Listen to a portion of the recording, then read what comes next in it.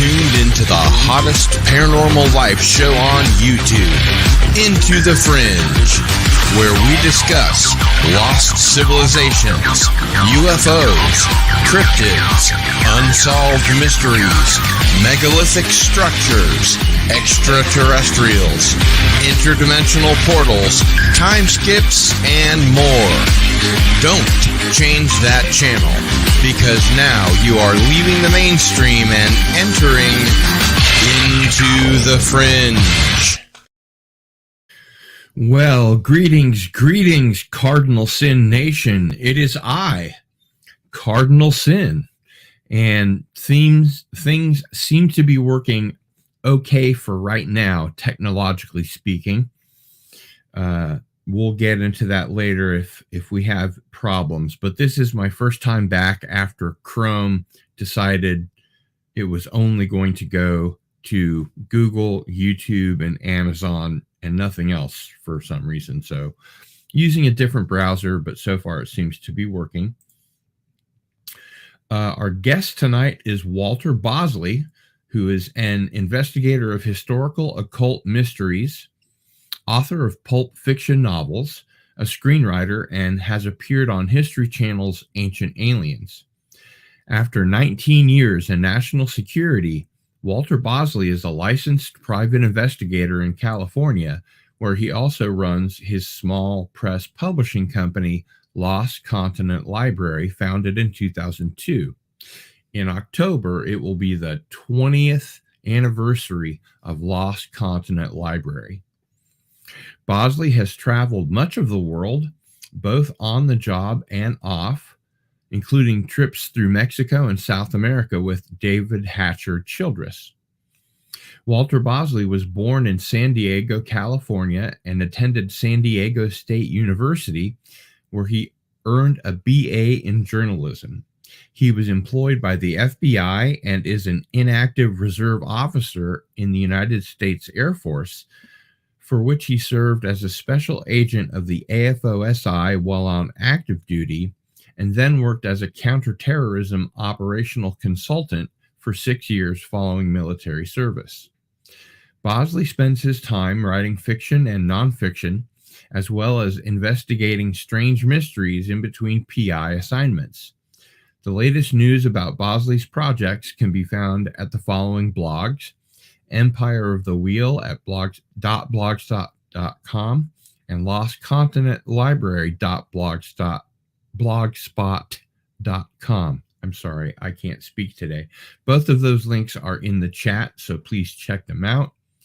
My friend Walter Bosley, welcome back to Into the Fringe. Hey, it's always good to be here. Thanks for having me. We got a twofer this month, didn't we? Yes, we did. That's always nice when that works out. It's not a bad thing. And it's time for our weekly pour-up. Yes. So I assume you have your Gorn. I have my Gorn. This is my entry in Gorn versus. So we're gonna have Gorn versus the Tar Man from Return of the Living Dead. Cool. How's that? Nice.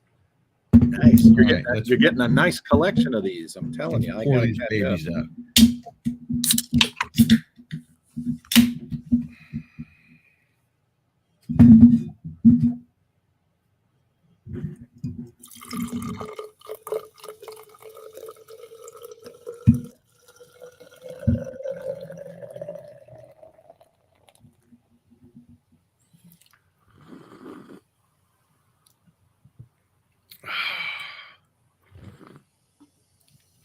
And the crowd goes wild. Now that I don't have to worry about covering up Jenny Agutter anymore. I don't know. I know that you've had cataract surgery recently and you're waiting to go get your other eye done. Yes. Can you see the new background that I have by any chance? I see the Day the Earth Stood Still. Is that a new one? Yes. Yeah. Now, why do you have to cover up Jenny Agutter? Jenny Agutter didn't fit. Oh, these are bigger back here. Gotcha. I've also got Invaders from Mars. Mm-hmm. And over here, sorry, wrong over here. Invasion of the Saucer Men. Nice. And of course, directly underneath that, I have my autographs of William Shatner and Leonard Nimoy and Robert Picardo and Ethan Phillips. Very cool. So there you go. Thanks everybody for joining us for this episode of Into the Fringe. Like I said, we are lucky enough to get, I guess, Hecate's birthday falls twice this month or something, but we'll get into that later. All right. Let's see. And my understanding is that we have an autographed copy of your book, Latitude 33, as our giveaway tonight. Is that correct? Oh, yes. And there's a one. Very distinguished looking gentleman there on the back. Is. I don't know who that guy is. I'm not sure who that handsome guy is, but we'll be touching on some of that stuff. Very cool. Here. Folks, make sure to stick around until the end of the show. You must be present in the chat to be eligible to win. And just to kind of get it out of the way, Walter, how are things going with your one eye that you've gotten done? Well, I'm tempted to get me a really cool pirate eye patch before appearing at on a panel at Comic-Con this Sunday, but I have my cheap reading glasses that allows me to read better, and I can. It's one-eyed, but I can officially read again. Yay! Oh, great! I know how let me tell you, this to you. Walter Bosley going as many months as I did without being able to read, that's just not acceptable. That must have just drove you batshit. Well, aside from it cramping my style as a researcher and getting it totally in the way of business, as a researcher, a writer, a publisher, because I haven't been able to, format things, as you know, because I couldn't see clearly. But on top of that, aside from that, which affects my livelihood, I'm very much a voracious reader outside of business for pleasure and have been all my life. I mean, I'm not without a book usually. So yeah, we're talking the better part of 7 months is when that would have driven me up a wall. Yeah. And so, in fact, I have an appointment at the butt crack of dawn in the morning, which is not what I usually prefer, but it's the post-surgery follow-up, the post-recovery follow-up with the ophthalmologist.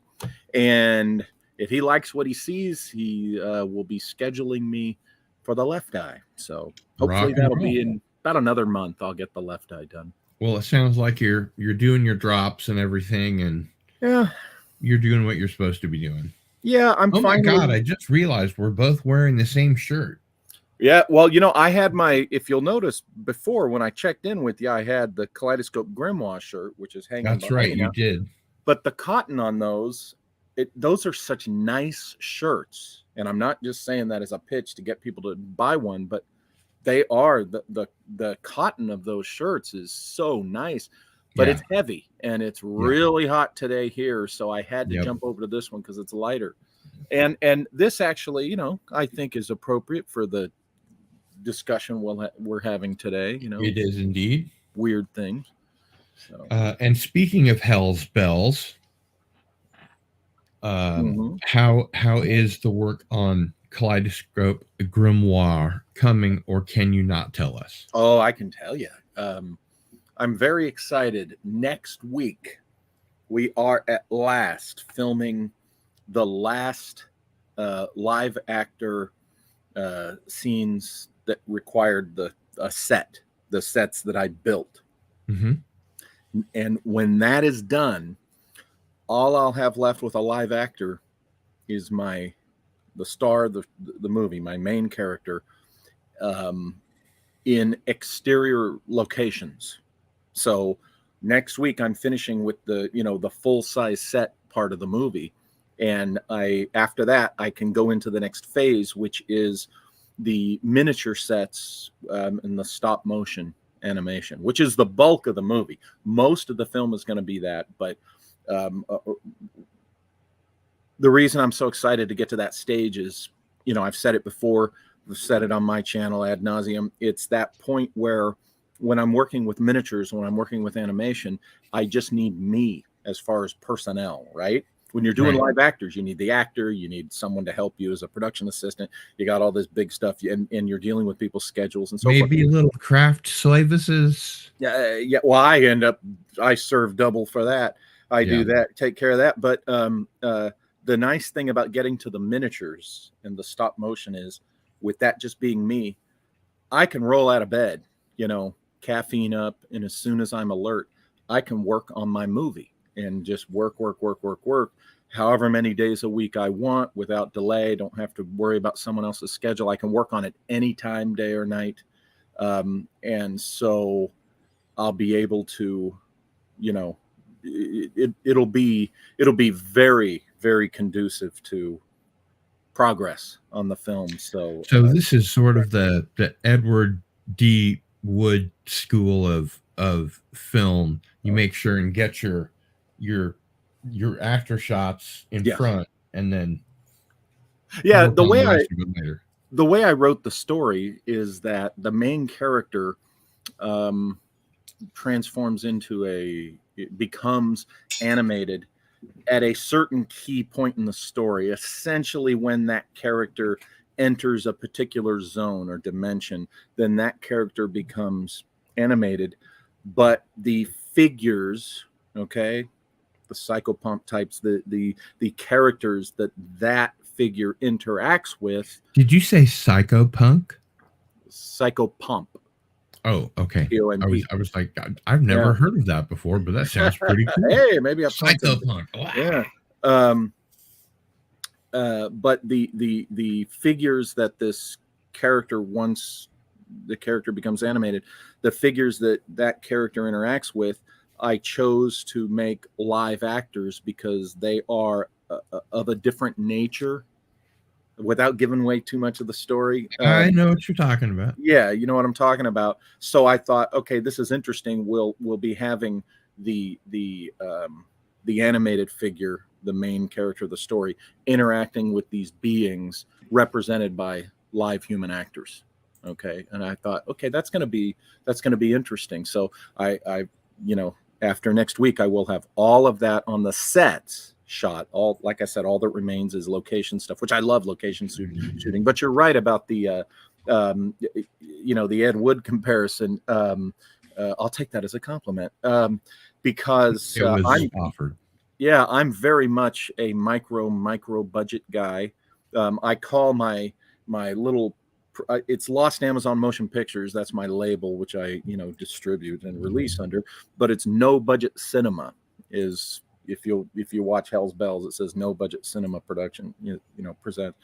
But yeah, my method of filmmaking is, and you know, you and I talked about this early on. I assess my available resources, and then I raid, you know, all the closets in the households for costume pieces. And what I can't find in the various closets at home, I go to the thrift store and get, right? I will literally physically make costume pieces myself. And same with props. I assess what I have. Hell's Bells, the lantern you see him use, is an actual vintage railroad lantern from, from 70, 80 years ago. It's the same style. The lantern itself is about 50 years old. But that's an actual authentic, and that just happened to be around my mom's house because her second husband had worked for the railroad, and he had that lantern. So, you know, you use those things, you figure out how to. So that's what I do to make the movies. And I also fortunately live in an area where I have amazing locations to choose from. I can go desert, I can go forested mountain, I can be at the beach. I mean, it's amazing. You know, when you live in Southern California, that's kind of why Hollywood, you know, happened here, because they realized we have all over the world, you know, just a drive away. And so, that helps. That makes your movies look like you spend a little bit more. But fortunately, as you know, on this film, I've had available to me the most resources and the biggest budget that I've ever worked with. So that's been a fantastic luxury that has allowed me already to do some things that well, I'll tell you right now, I've spent more just so far on this one than I did on the entire budget of Hell's Bells. And I think it shows, because with the props and the costuming and what I've been able to do with, the control of building the sets and everything, and then what you're going to see me continue to do, it's going to show. It's going to show on the screen. And of course, here's the let's make you big animation doll in progress. Mm-hmm. This is the costume. I will be dyeing the jacket here to bring it up to a gray shade. Mm-hmm. And I'm making the hands and the head. So, cool. This is the main character right here. Right on. And it's going to replicate the actor playing, the live action version of this. But anyway, sorry, we're not here to talk about my movie. Man, I could go on forever. So I'll cut myself off right here. Well, I know that a lot of people, including myself, adopt a let's see if there's a glib way to put it. There's not. If you talk about it, it won't happen. Right. So right. I don't know if that's your way of going or not, but I've learned over the years not to talk it up too much before it's I have found that as long as I'm not talking about the story, as long as I'm not revealing too much about what is in the film and what it's about, I can talk about general production progress as I go, and it actually creates energy, because it creates energy in the people listening, because they're like, ooh, I'm curious. It sounds like he's having fun and doing this, and it sounds like, and yet it gets people psyched up. Yeah. It's to psych you up without revealing anything, because as the kind of things I write, I'm very close to vest on my scripts. Like, I don't let just anybody on the films I'm making. It's different when you're trying to sell a screenplay, of course, but on the films that I'm making, I like to be really close to vest with my scripts, because when people finally see the movie, I like it to be a fresh experience. So, of course, that's and we're all waiting with bated breath. And speaking of bated breath, I would like to just check in with the folks in the audience here.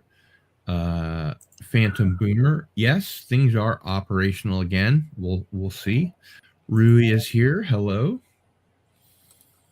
And of course, we have Walter's blog, lostcontinentlibrary.blogspot.com, and empireofthewheel.blogspot.com in the chat there, as well as Walter's YouTube channel.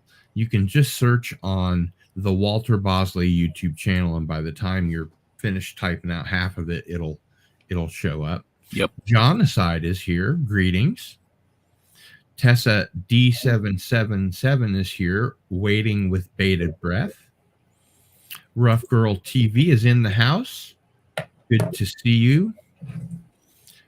We have, of course, the mighty Herc 130. Good to see you. Joel is here. Hello. Skogli Jotun is here. Cheers. Good to see you. Cam's Crash Courses is here. Hail Cam. We have Mr. Darius Munchausen in the house. Hello, Darius. It's good to see you, my friend. And the Reluctant Dragon is here as well. Good to see you. And I think that will get us started for now. So I would like to remind everybody to please subscribe. And if you wouldn't mind, please share the link out on Twitter. I tweeted a tweet. I guess I'll get in trouble if I try and go into the different the different tenses of that. But yes, if you could share the stream, it would be most appreciated. You can get your Cardinal Sin and Into the Fringe merch at gillstore.com. And let's see, we have some last minute. Canadian Spider-Man is here. Hello, Canadian Spider-Man. I tweeted a tweet from days gone by, is what Darius Munchausen says. Okay, so we've got plenty of folks in the chat. Walter, are you ready to begin? I am ready. All right. So let me go ahead and pull up my little cheat sheet. Am I correct that we're giving away an autographed copy of Latitude 33 as our giveaway tonight? Yes, the Disneyland book. Yay. Very good. Very good. Okay. Question numero uno. Mm-hmm. Why is Hecate so important in your work? Because, quite frankly, she's so prevalent in everything I've looked into. And for several years in my life, and I think many of our lives, if not all our lives, which speaks to her chthonic goddess nature, if she, certainly represents an esoteric force, and so she's just kind of there. Her presence is there as this representative esoteric force, but also as I'm not one of these who, I do not dismiss her as just an anthropomorphized natural force. There are people that insist that's all she is, and I disagree. She is, she has an identity, is an individual entity that exists. I've also come to think and be convinced that that she plays a valuable role, which resonates exactly with her mythological position. She plays a direct role after we die, when we pass into the afterlife, and as we're processing into wherever it is we're going after that. That's part of her role as the goddess of the underworld, the goddess of the crossroads. Right. Is Hecate one of the Tuatha De Danann, you think? I think so. I think so. Yeah. Can you elucidate your thoughts and your theory? Sure. The Tuatha, from my perspective, seem to be this mysterious, otherworldly cultural presence in our world. There have been scholars that have looked at the traditional Irish lore, from which we get the name we call them by, the Tuatha De Danann. We don't know that that's what they call themselves. Mm-hmm. And it's interesting, when at times where they disappeared from Ireland, meaning, the Irish lore tells us they left, they went away, a group just like them seems to have emerged in other places around the world. And then when they disappear, I think one particular scholar points out that when the group just like them, the individuals very much representative of the same thing, same group of beings, when they disappeared from the Americas, the Tuatha reemerge in Ireland. So based on that, I equate them with this mysterious, otherworldly. They're from somewhere else, but this mysterious culture that's been with us for a very long time. Now, when you go over and look at what is known from a scholarly point of view, what is known about Hecate is she's one of, as I mentioned earlier, one of the chthonic gods and goddesses, meaning one of the elder original ones, and she's of which the origin is actually murky, and she's definitely one of those. She's been around so long, called different things, and given different labels and a little bit of redressing, but she's been around so long that she's been traced to much earlier than ancient Egypt, and she has a syncretic association to the goddess Isis, but she's older than that. And are we talking Babylonian, Sumerian? Well, we're talking that I believe the earliest that scholars place her is in the Black Sea region. So the Scythians, perhaps, or the Proto-Scythians, or Phoenicians, possibly earlier than them. Mm-hmm. I mean, we're talking Lovecraftian elder stuff here. Oh gosh, so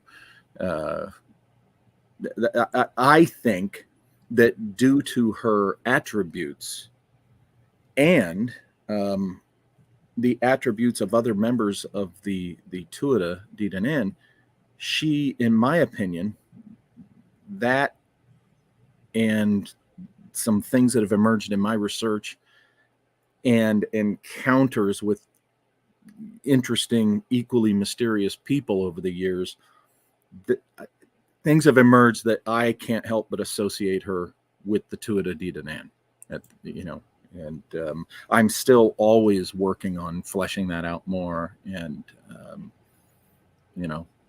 trying to better define that. There's a question from the Reluctant Dragon in the chat. Viracocha? Viracocha may have been Quetzalcoatl. These may have been actually members of the Tuatha. What are the differences and similarities between the Tuatha and the fairies and fae folk? Why do they keep popping up in your work? There's not much difference as far as the like I said, the earliest accounts of the fairies. Many people pretty much state that the fairies are the Tuatha, okay? Because another group came in, they were defeated in a conflict, and the very lore, it says, the lore says they went underground, both literally and figuratively, and this is equated with, how the fairies literally do live in hillsides and within the forests and the woods and near water and things like that, and how they seem to move just at our periphery. So, if you look at Walter Evans Wentz, his famous work on the fairy lore and such, you see where the original lore very much goes along with the idea that it was the Tuatha. The idea that they're small little people, that was something that came a long time after, when you've got a new religion wanting to push out the old religion, and the fae, the fairy people, the fairy folk, or the secret commonwealth, they were not little sprightly beings, cute little beings, Tinkerbells with butterfly wings and stuff, until I believe it was, I don't know if it was the Druids, but definitely by the Christian era, that you have to belittle, you have to disempower the gods and the beings of the previous religion. So this is where the idea that the fairies were these little brownie sprites. That the original tradition is no, they're very much not these tiny little beings, skittering around with glitter. They were formidable beings that had the power of glamory, making themselves look different to the eye, whatever they wanted to look like, and to kind of I don't want to use the word paralyze. They could certainly paralyze, but, to kind of freeze us in our tracks if we stumble upon them, or, whenever they want to. This is the source of the word glamour, right? Glamour is associated with stunning beauty and all that. And we as human beings have an eye for that kind of thing. So when a woman glams up, for example, gets all glamorous, what she's doing is really emphasizing the visual beauty, right? The physical beauty thing. And this, whereas the glamour that you're talking about is more of a sleep. It's a magical thing, but it's the source of where we get the idea of that effect. Because right when you see, like, usually, like, supermodels or actresses, famous women or something, and they're just bedazzled with their jewelry, like, watch an award show, and all the ladies are on the, and what do? We spend a bunch of time on the red carpet. Oh, what are you wearing? Who are you? And we're like, oh, isn't she beautiful? And the effect that has, on us watching that is, oh my gosh, this person's so beautiful. That's just like a fractional reflection of when we're talking the glamory of the fairy folk. But yeah, it could be at will. It's a power that they have, and it makes them, they want to put you at ease. Usually, because you've stumbled. Well, some of the stories are because a mortal would stumble upon them unexpectedly to them too, and they would want to stun you with their glamory, usually so that then they could get away. Because they realize that the way they have to exist with us is not moving openly in the mortal world. Because they pull shit like leaving a changeling on the doorstep. That's part of, yes, with the secret commonwealth, and yeah. And if one of the women of the fairy folk takes a liking to a mortal man, she takes him to her realm. And he'd better not eat or drink, right? Or he can't come home. That's certainly no buckwheat pancakes for them. Right. And and then one of my favorite parts that came out of the little traditions or stories that came out of this tradition is, if you're familiar, is it Gerda? It's the Earl King. The story of the Earl King. When I was a kid, there was a version of that in a book when I was in first or second grade, I think, at my elementary school, and the illustrations were kind of the older style, and that just it captivated my imagination, right, at the same time giving me the chills and frightening me, because basically the Earl King is like death, and his pale daughters, if they take a liking to you, they embrace you and take you. And of course, the Earl King poem is about the father carrying the dying child by horseback, to get the child home and out of the snow. And as we know, the child dies in the end. The Earl King's pale daughters take the child away. Now, what's interesting is, if you've seen the True Grit remake starring Jeff Bridges, I'm getting goosebumps now. To me, the most amazing sequence in that movie, it has a beauty to it, and that's after the girl gets bit by the rattlesnake, and she's going to die if he doesn't get her somewhere. And there's that sequence where he's riding the horse through the night as he's carrying her in his arms. That is directly out of the Earl King, and it's a very powerful moment.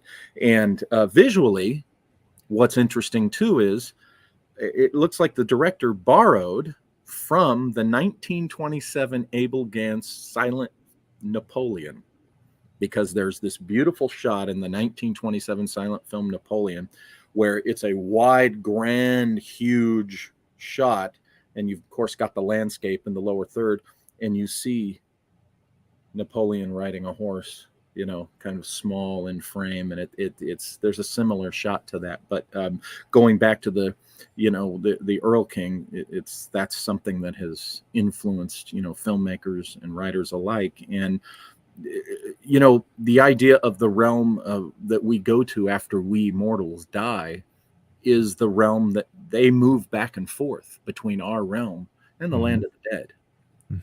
And Hecate is the guardian of the gateway to the land of the dead.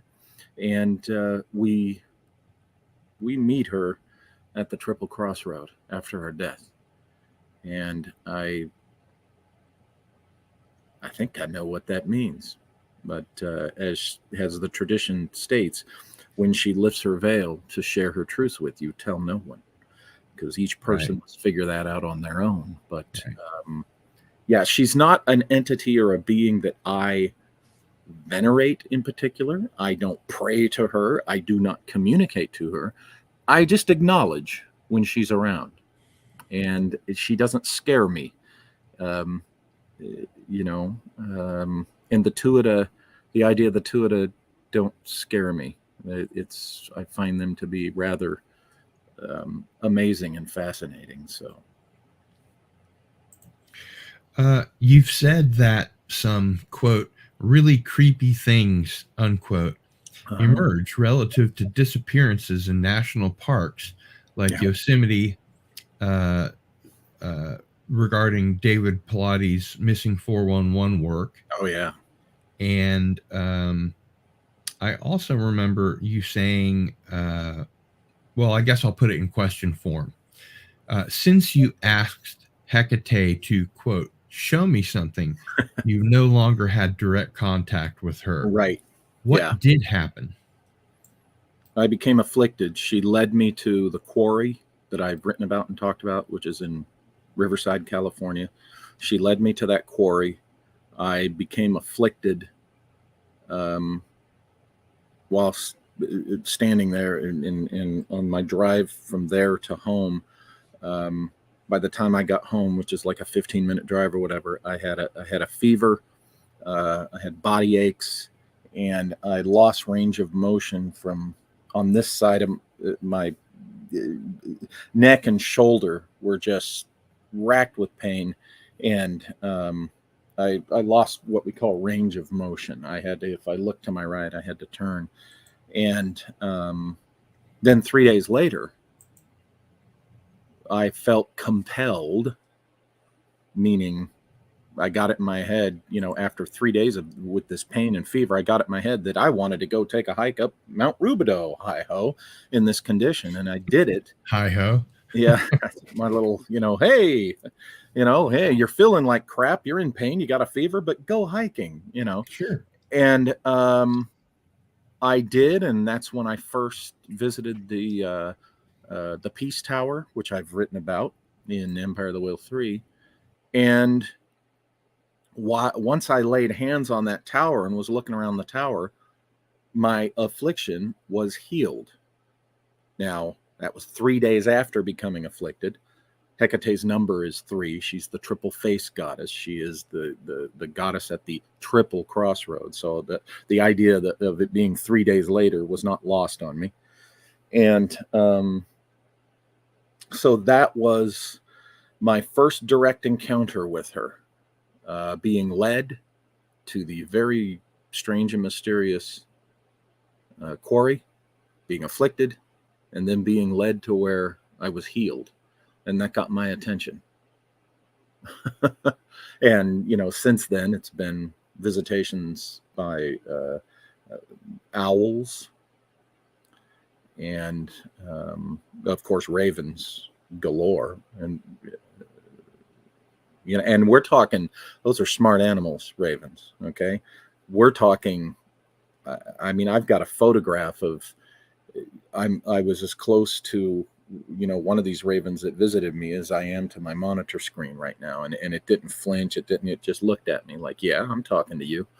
And so I accept this as a visitation. And ravens are one of her familiars. Owls, ravens, dogs. She loves dogs. And one of these ravens led you to the grave of Etta Place. Yes, Etta Place / Cora Stanton. Right. She buried under the name Cora Stanton. And remember, that's my hypothesis. I haven't proved it yet, but I'm gonna. Right. But yes, when I first learned about the Cora Stanton mystery from Ann Walker, the local librarian here. I went over to the cemetery, and as I pulled into the gate, they're perched on I think it's a stone bench, and it's right across from Randy Rhoads' tomb. Right. Yeah, the guitarist, right? Because he was from here, and he's buried in that same cemetery. Right across from his tomb, this raven was sitting there perched up, and I had not been to this cemetery. I didn't know which direction to go, but I saw that raven there conspicuously perched and like it was waiting for me. And sure enough, it kind of took flight and went in the direction which was to my left, which was west. And isn't that interesting? It went west, and west, of course, is the direction of the land of the dead. I'll let you think about that what you want. But it led me to turn left. So I turned left, and then I got to another fork in the road, and it was perched waiting for me. And as I approached the fork, it continued on. So I followed the path it flew, and then it ended up waiting for me by the road up ahead, standing next to this bush. And I've since kind of used the bush as a marker. Well, now I've got the cemetery memorized, but I was using this bush as a marker. And as I approached the bush and parked, it hopped up over the bush and then went to the fence that looks right over the Cora Stanton gravesite and waited for me. So, I know there's naysayers and skeptics and contrarians out there. God bless them. But, in surveillance, someone makes the same turn with you. We call that, okay, that's nothing. Someone makes the second turn with you. That's a coincidence. 3 times, it's what we call you're being followed. It's surveillance. It's a similar thing with the crow. Oh, I thought you were going to say fate. The raven leading me, that raven led me to that gravesite. Does that mean that she's watching you? When you say she, you mean Hecate or you mean Cora? Either one. Oh, I think, okay. I haven't really said this kind of thing, but this is called Into the Fringe after all. I think Cora was waiting. Cora's spirit I think she was at a place. I think her spirit, her ghost was waiting for somebody to expose this. Yeah.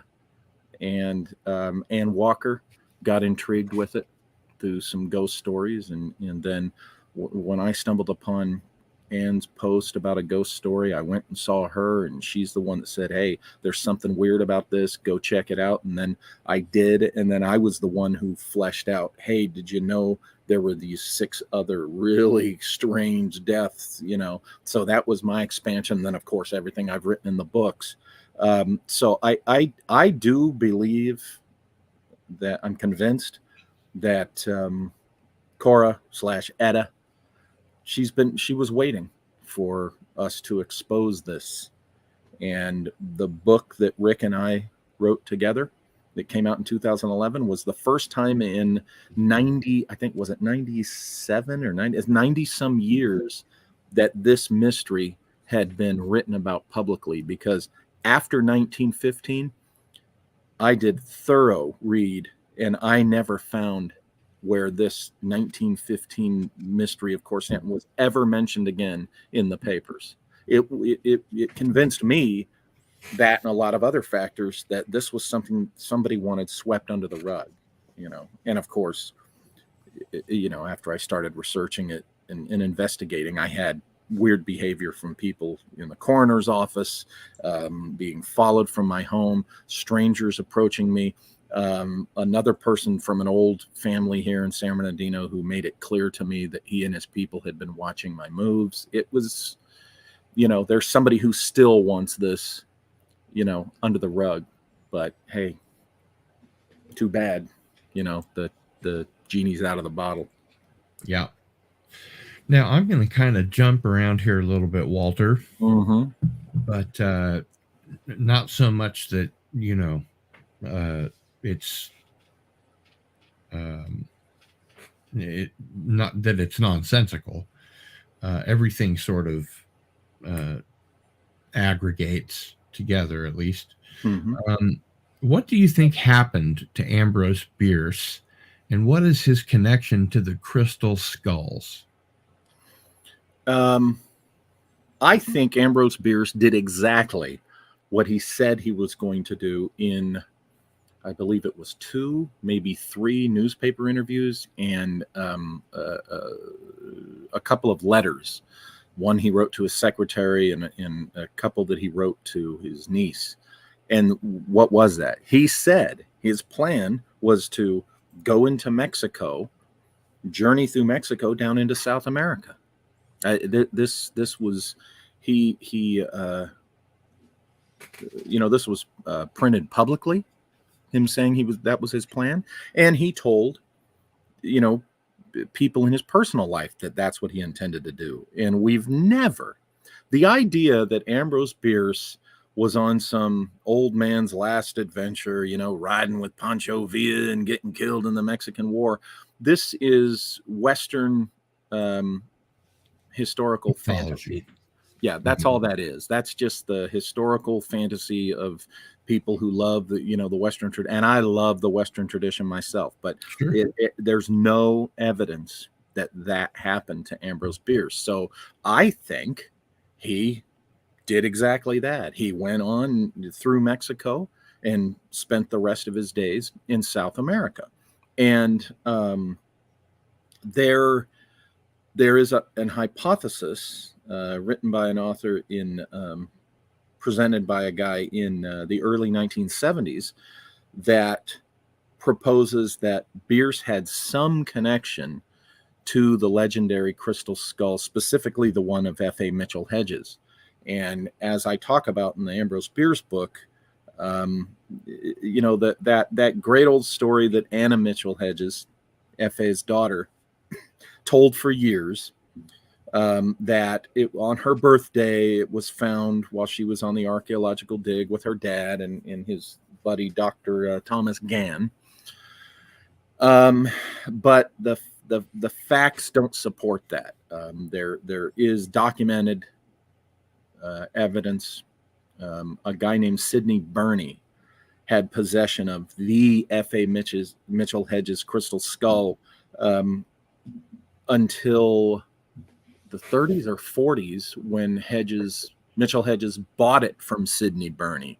Now, Mitchell-Hedges, very likely, very logically or rationally, we could say, was likely involved with British intelligence.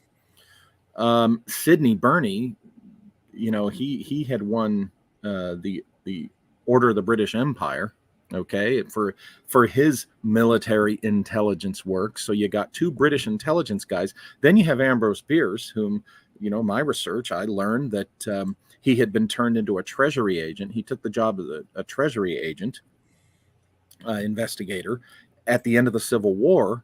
And when he ended up after the Hazen expedition in San Francisco, he went immediately reported to the Treasury Department and worked there in the Treasury office before getting his first full-time gig as a journalist.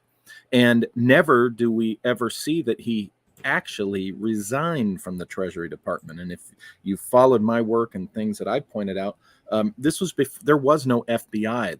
The only federal agent game in town, okay, at that time were the U.S. Treasury agents, the Secret Service guys, okay, and they handled anything to do with national security, and they were intelligence agents as well. And I argue and lay out in my book, Destination Carcosa, that Bierce was likely a lifelong asset as an agent for the U.S. Treasury Department and probably, the Secret Service. So you have Mitchell-Hedges, Sidney Burney, okay? You have the World War I era, because World War I started for the British in 1914. So it's 1913, okay, that Bierce disappears just that year before World War I kicks off. And in the Isn't that convenient? Isn't that convenient? Yeah. And in those years leading up, you got to know that, see, the context and what was going on is so very important. Germany because, as we know, in World War II, they became masters of creating synthetic oils and fuels because, they don't have oil fields and they're landlocked and all that. They were in Mexico. Never mind the I'm losing the word, a brain dump. The blockade by the Allies so that they couldn't import oil.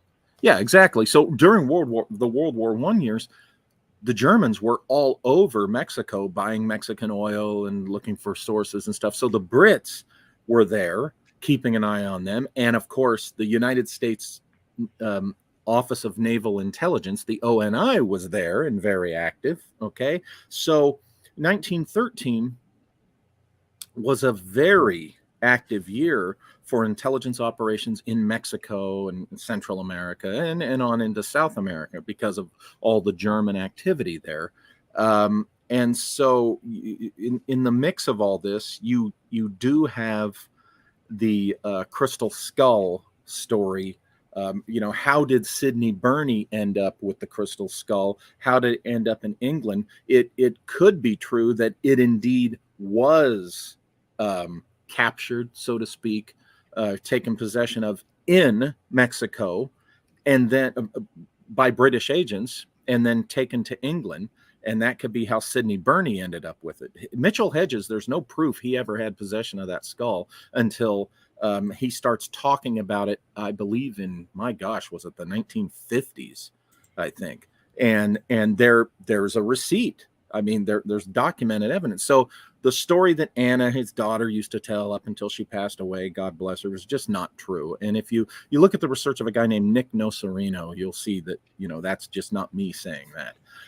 But Bierce, according to this guy Sibley Morrill in the early 70s, he lays out the argument that Bierce, he says it before I did. He says it, almost 50 years before I said it, that Ambrose Bierce was an intelligence agent working for the U.S. And that's why he went into Mexico the way he did. That's why we don't know anything about what happened. That's why, we don't know what happened to him ultimately. Now, he was a 71-year-old man at that time in remarkable physical condition. I mean, it was recognized that Ambrose Bierce was a youthful, older guy. And he said he wanted to go on one last kind of adventure. Right. Mm-hmm. So I agree with Sibley Morrill. I think that Bierce, his wife had died younger than she should have. He always regretted the divorce. He had one son that had committed suicide. Ambrose Bierce was just not a happy man. And and he had been a very active man. He'd been a soldier. He'd been, this, that, and the other. Going on one last mission or adventure was right up his alley. And when you read his letters and about him, it makes perfect sense that he would have accepted kind of, this mission. And I think that's what he did. I think he had the help of the names are remarkably, it's weird. The names are remarkably similar. Sibley Morrill was the guy who wrote the book in the early 70s, tying Bierce to the skull. But there's the other guy who has a very similar name, who was the head of the ONI agents ring operating in Mexico for the U.S. Navy. And they were there. See, Mexico was crawling, and particularly the archaeological sites in the Yucatan, like Chichen Itza and all that. This is in the early days. And this ONI agent, he was an archaeologist by trade. Okay. He and some of the guys that work for him, ONI agents. All right.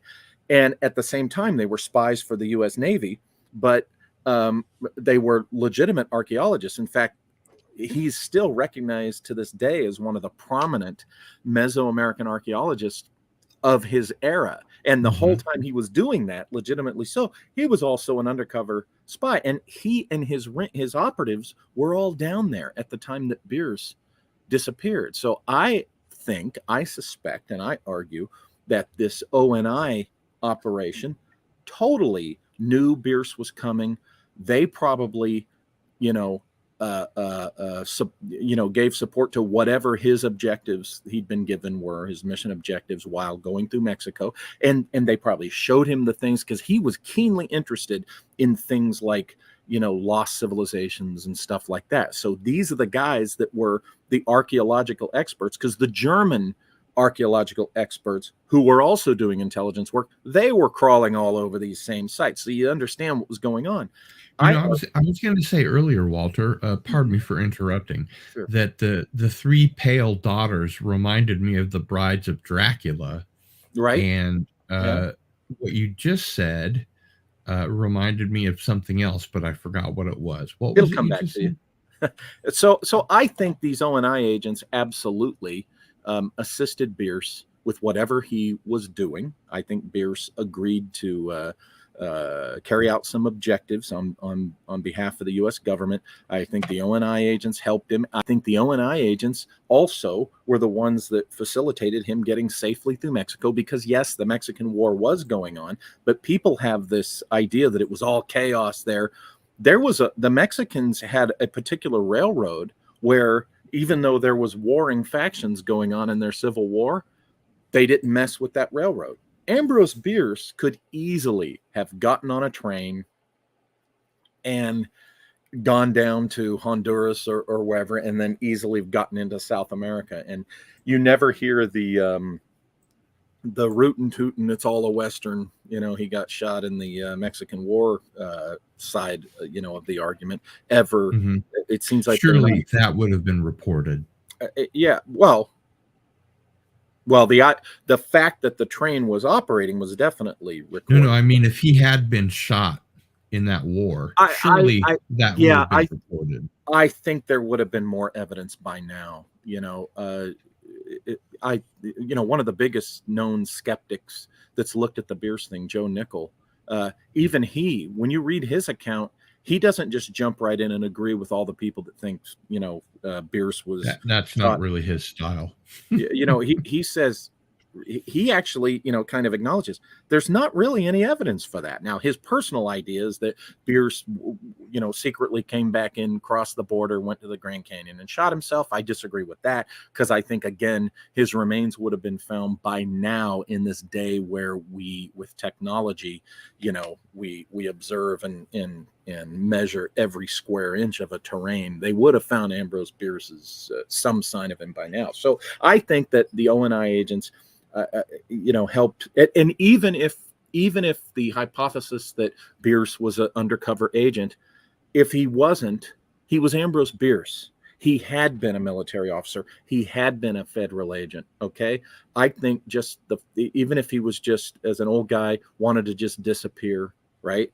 I think these ONI agents would have helped him anyway. At the very least, I do believe that the ONI agents got Bierce safely through Mexico, through Central America, and on his way to South America. And I think that's where he lived out the rest of his days. It's interesting that there's a lot of mystery about the writer, was it B. Travers, the author of The Treasure of the Sierra Madre. Yeah, check that. That mystery is really fascinating, and I talk about it in my Bierce book, Destination Carcosa. And there's been a theory for decades that Ambrose Bierce was one of 2 or 3 writers who actually wrote The Treasure of the Sierra Madre, because Bierce easily could have still been alive. And the story is right up his alley. It's his style. It's his type of story. So, and that's not my hypothesis. Again, that's been around for decades. There's people who think Bierce, was one of the actual writers writing under this pseudonym, because the B. Travers, I think is the name. As I said, the guy who claimed to be him, who would show up on Hollywood sets and stuff, there's question as to whether that was really him or not. It's an interesting, fascinating tale. So I think that simply Ambrose Bierce made it to South America, and just whatever happened to him, his last days were down there. And it would have been his style to just disappear and live under some other name and say, screw it. He was that kind of guy. So, would you say that the origin of the Mitchell-Hedges skull is a hoax or a form of gaslighting? Yeah.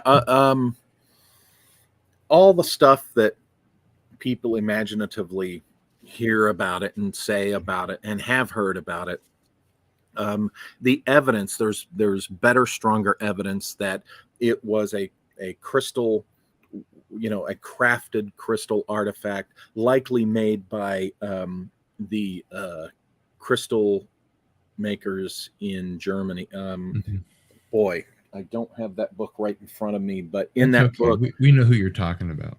yeah, there is in that book, there is a specific village area of Germany that is specifically known for its crystal um, uh, artists, what's artisans, right? Mhm. And from the middle of the 19th century, they were well known, okay, to be these amazing crystal artisans, who worked with crystal and did incredible work. And it looks like that it was likely made by one of these German artisans in the mid 19th century.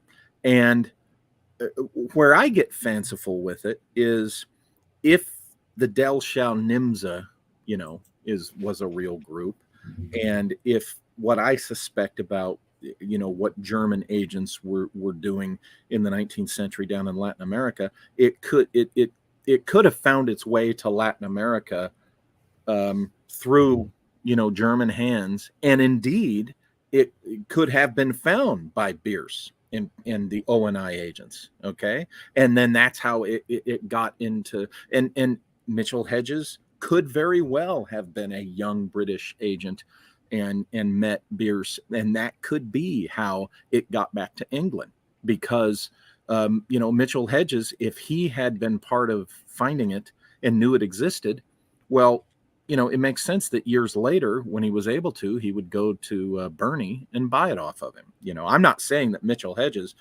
had never heard of the crystal skull, or definitely wasn't aware of it until the day he, saw it in Bernie's shop and bought it from him. But I'm saying that in the early editions of Mitchell-Hedges' biography, Danger My Ally, that skull, in fact, if I'm not mistaken, the skull is not mentioned. It wasn't mentioned in the first editions. If it ever got mentioned, it was mentioned, I think, in the British edition, or maybe just the American edition, after I want to say 1954, but I might have that year wrong. So there's huge question. The Anna Mitchell-Hedges story about how she, her foot tripped over it in Lubinton in Mexico in the ruins, that's just not true. But Mitchell-Hedges absolutely could have been part of its original retrieval. Now, why would they be interested in it? Where would these stories of these magical properties? I have proposed that, and this is where we get really, as Joseph Farrell says, far out on that limb of speculation. For the fun of it, let's do it. The guy, the artisan who fashioned the crystal skull, maybe if you put a prism, if you craft a prism in the center of something like the skull, it could have been used for maybe multiple purposes other than just a decoration, other than just a knickknack. It could have been used to dupe or scare the local native population, but in the 19th century or whatever. And I go into the ideas of this in the book. It could have been used for nefarious purposes, and out of that came the stories of, if you look at it, you can see the ancient past in the depth of the glass and all that stuff. There could have been something that intrigued British intelligence enough that when they got their hands on it, they wanted it back in England to, take a look at it themselves and think about it. They probably, if that's the case, they would have got it back, looked at it, and probably would have been, okay, this is a bunch of exaggeration or whatever, but whatever. Or Bernie total bullshit. Yeah, Sidney Burney ends up with it in his antique shop, and of course, oh yeah, Mitchell-Hedges, FA. If you want to buy it, fine, buy it. So, and then of course, it served his purpose to build up this myth and story because it kept him on the lecture circuit. It sold books, and then when he passed, his daughter took up the torch and continued the story. Sure. So, which she probably believed was true. Well, I don't think so. I don't think. If the only way, see, here's the thing: the only way it could have been true, from her perspective, would be, and some people suspected this, that her father and Dr. Gann wanted to give this to her for a birthday gift, and they kind of buried it so that she would find it. Right. But the problem with that is we're not told that version until after we know that Mitchell-Hedges bought the skull off of Sidney Burney in England. Right. So why isn't that story in Mitchell-Hedges' original book? Why did that story not emerge until years later? Well, because it's made up, and again, that's why I say God bless her, but I'm not the only one who politely says, oh, Anna was telling a tall tale, because think about it. It kept her speaking at events, and it kept her on the radar, and it's, and from the people I know that have met her and stuff, she was a nice lady, but her story does not hold up to scrutiny in the research. And we have up your YouTube channel, which Yay. is called the Walter Bosley channel. Indeed. And I have the link right here in the chat. So if anybody is interested in checking out your channel, and I would recommend it highly, please subscribe to the Walter Bosley YouTube channel. And look at that serious face of that guy and all those video thumbnails. That's my serious face. Yeah.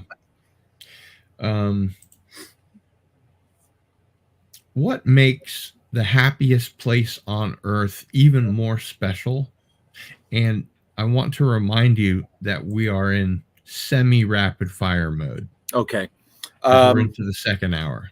Well, in my opinion, it's far from being special anymore. That's a whole other discussion in itself.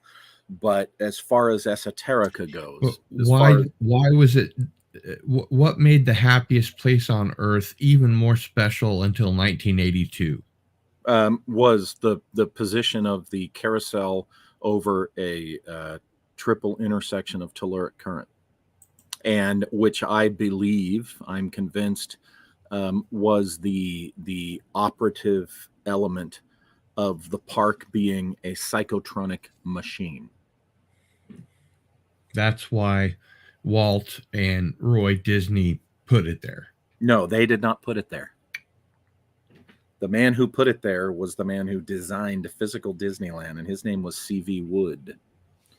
And he worked for SRI, the same SRI that Hal Puthoff and those interesting characters worked at and developed scientific remote viewing and all sorts of other weird things. And C.V. Wood, who was very good friends with some well-known psychics and was a member of the Mind Science Foundation founded by Tom Swift, who was a wealthy guy who was also interested in things like the Yeti, searching for, the abominable snowman and other strange things. And so you had a man who was already interested deeply in esoteric stuff.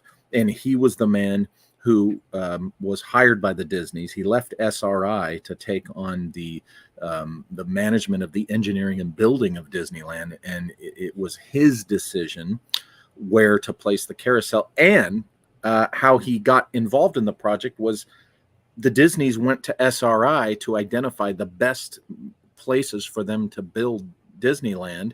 And C.V. Wood, with another guy named Harrison Price, they were the ones assigned to do the research on this. And it was C.V. Wood's suggestion that they build it at that location in Anaheim. So I argue, and I think the context and the facts argue, that C.V. Wood was the one who knew something about that 160 acres of citrus grove, that he said, this will be the best place for you to build it. So I say C.V. Wood knew that the intersection was there, and he designed physical Disneyland so that that carousel would sit on top of that triple intersection of telluric current and draw that energy and spread it out through the park.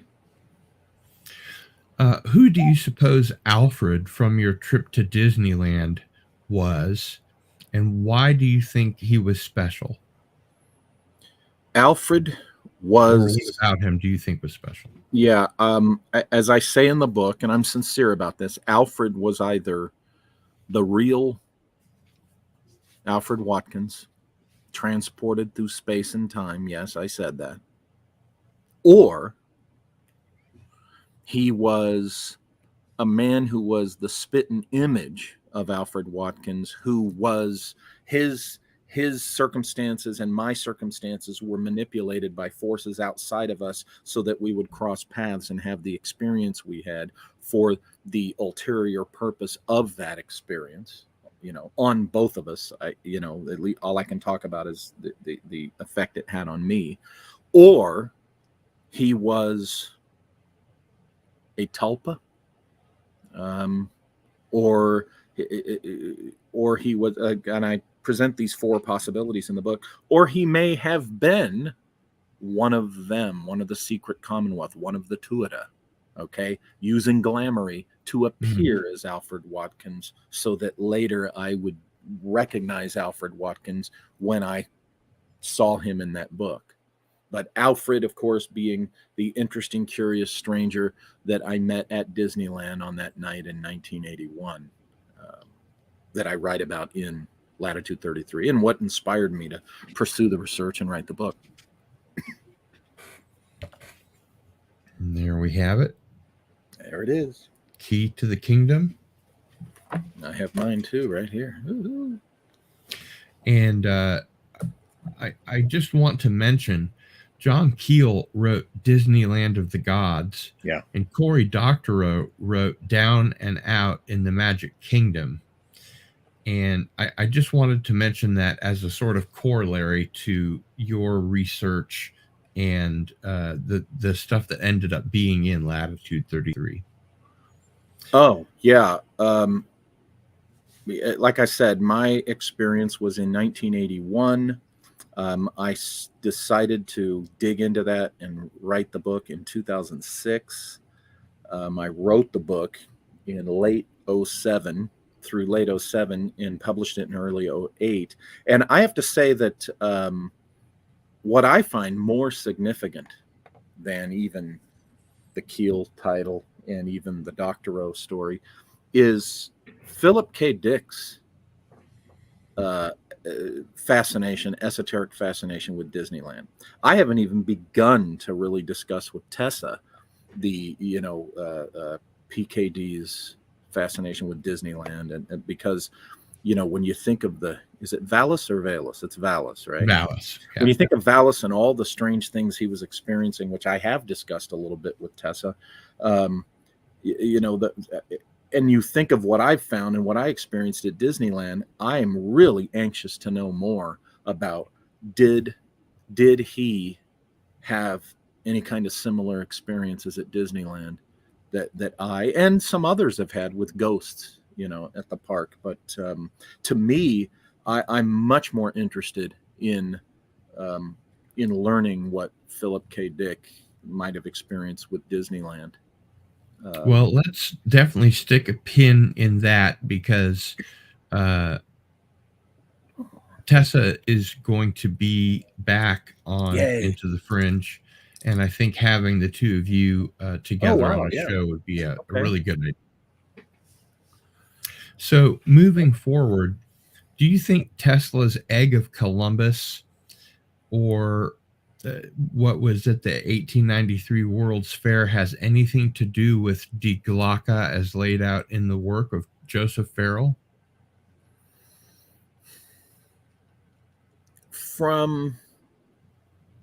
Probably from a general conceptual perspective, yes. I mean, you're talking, because the egg exhibited rotation, right? Mm-hmm. So you're and talking potentially torsion physics. right. Yeah. So in basic principle, yeah, I don't think Tesla had anything direct to do with Die Glocke, but I think the Germans applying, because remember, from my perspective, their sources had already been aware of rudimentary proof of concept of the bell in the proof of concept way. What the Nazi scientists did was add the element of electricity, potentially electromagnetism. And I think they got that idea from Tesla. I think they looked at what Tesla was doing and they already had their proof of concept rudimentary idea of the bell, Die Glocke, of this rotation device and such. And I think they thought, wait a minute, let's do what Tesla does. Let's apply electricity, massive amounts of electricity yeah, to this, and let's see, what result we get, and I think that's what really shot whatever this Die Glocke thing actually is in its development, whatever it is today. I think that's, of course, what shot it greatly forward as far as its technology goes, is the Nazis applying the massive electricity to it. And I think they were definitely, I think, inspired by what they saw Tesla doing. Sure.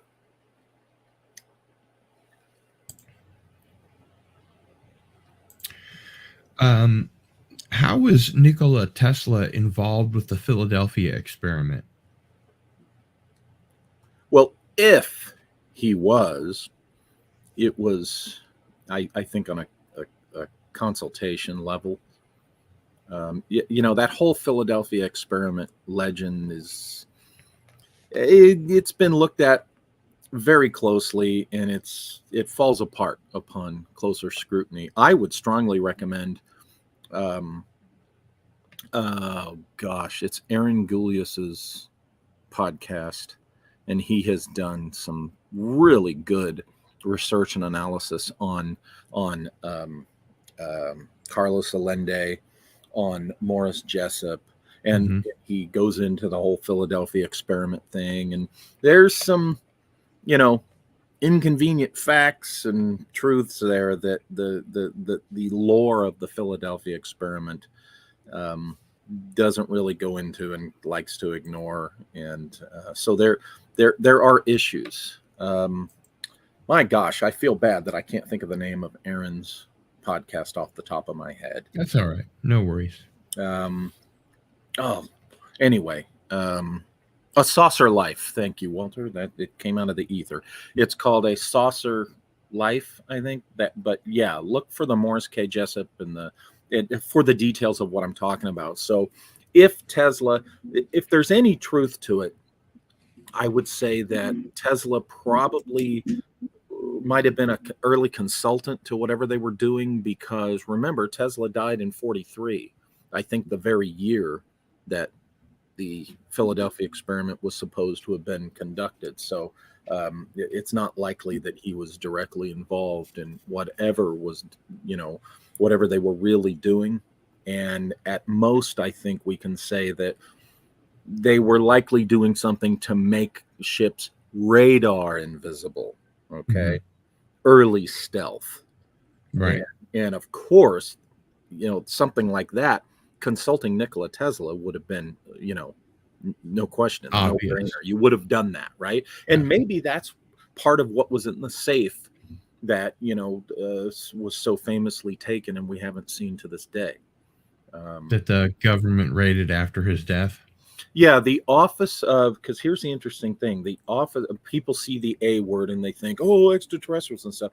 It was the Office of Alien something, and what they meant was immigrant aliens. And sure. Tesla was, from Croatia or Serbia, and even though he'd been here for years, he was still, I think, legally an alien in that regard. And what happened was the FBI sent a rep in to look at the papers, but the other agency involved with, the department that handled immigrants, They were the ones who legally had the charter to take possession. But my understanding is it did end up in the hands of the ONR as well, the Office of Naval Research. So, of course, what everyone by now knows famously is the individual who the FBI chose, as a matter of historical record, whom the FBI selected to go look at the secret Tesla papers on the, for them on their behalf, was none other than electrical engineer, very prominent, respected electrical engineer, John Trump, the uncle of Donald Trump. Interesting. And so that opens up a whole other discussion of fun things. But yeah, so I think, that if he'd done any consulting to the, the ONR, involved with whatever the Philadelphia experiment could really have been, that might have been why the ONR ended up with documents from the safe in Tesla's room. To me, technologically, still fascinating. Maybe not as wild as the lore of the Philadelphia experiment, but still pretty amazing. And it was in the heart of the war. Remember, in 1943, we weren't winning. The Allies were not winning that war. In 43, right. The war had been going on since 39. And in 43, it still looked like Nazi Germany, and their allies, the Axis powers, could have taken over the world. So This stuff was all very dire. Yeah. Do you believe that Nikola Tesla invented beam weapons and anti-gravity aircraft, and why or why not? He certainly envisioned them and, in some cases designed to an extent some of this technology. I think there's much more evidence that he envisioned them and he came up with the ideas conceptually, but there is, as I think I've talked about before here even, there is an interesting story dated to 1903 that ties Tesla to this group that went to him and financed a airship of his design that they could travel to Mars in. Now, here's what I find interesting. My understanding, from Tim Schwartz, is who that I need to get back on the show again. Yeah, is that this was first learned about from Jim Keith. And Jim Keith said he had received an email from someone talking about this. And of course, I never heard this story until after. I never met Jim Keith. I didn't know him. And he had already passed away by the time, I heard of this. But Tim, I believe, knows more about this than anyone. But, and think about the kinds of things Jim was famous for writing. I think we all have that one particular book of his, the conspiracy book. I can't think of the title. I hate when I do that. So I find that interesting because Jim Keith doesn't have the reputation for, flighty, crazy things, right? As a researcher, journalist and stuff. So that intrigues me that's the earliest source I've heard, because, you have to wonder who contacted him. If it was just a load of fantasy BS, there's any number of other people who are kind of, boobs in the community that they could have gone to and gotten a lot of mileage and traction and attention if it was just all a bunch of hogwash. Right. From what I understand, and again, Tim could clarify this, but from what I understand, they go to Jim Keith. So I find that, and oh my gosh, his friend, you know who I'm talking about. He's written a lot about JFK. Oh my gosh, I see his face. Bryce Zabel? No. Mark Lane? No. Oh my gosh, Walter, this is pitiful. Ken Thomas. Ken and Jim were good friends. Ken Thomas might be able to also tell you something about this. Help untangle some of that.